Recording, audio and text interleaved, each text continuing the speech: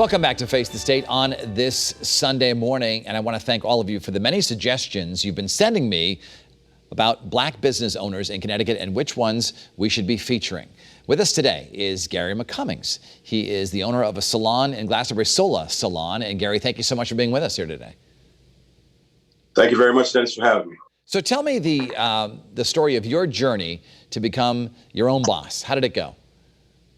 Well, basically, I am the current owner of Legacy International Salon. It's located at Salon Studios here in Glastonbury, Connecticut. I was actually originally from Springfield, Massachusetts. My mom and dad were entrepreneurs. My father owned a men's clothing store in the Winchester Square area of Springfield, Massachusetts, called Mac and J's. My mother was a salon owner.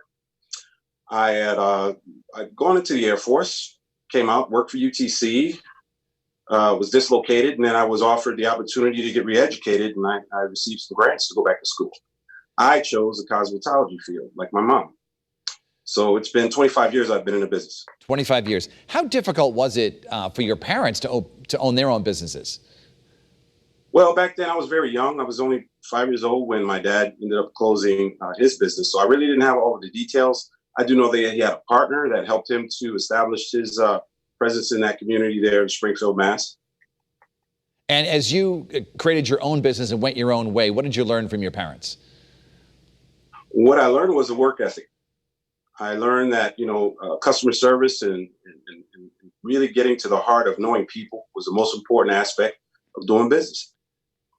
A few of our guests who've come on in previous weeks have said that sometimes there's difficulty for minority entrepreneurs to get capital from banks. Did you find any resistance to loaning, getting money at all through loans?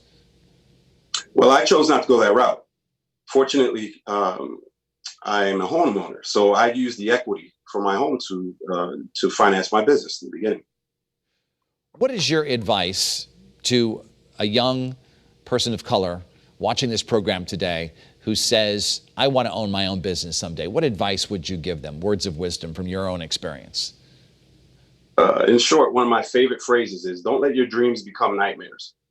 Meaning, stay focused on your dreams. You write it down, you make a vision for yourself, you stick to it, and you keep on pursuing it until it happens.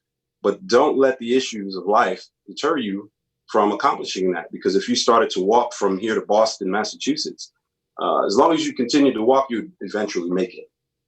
Being your own boss is great in many ways, but it can certainly have some obstacles. What kind of obstacles have you found? Well, it takes a lot of courage. It takes a lot of courage to be your own boss, and you have to know the difference between being self-employed and being a business owner.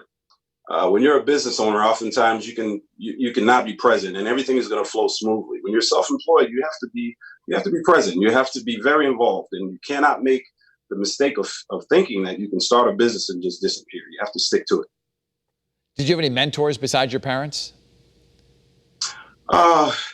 Yes, I had mentors. I started out with a teacher from cosmetology school here in East Hartford by the name of Shirley Moss. And she was very influential. She helped me to find employment in the beginning.